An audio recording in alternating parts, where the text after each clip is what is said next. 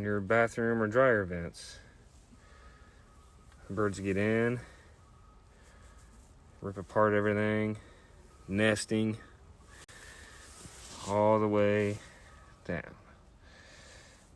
So once we've installed the bird guards, we're gonna go in here, we're gonna clean all this up, bag it, haul it out of here, and then put in some new insulation.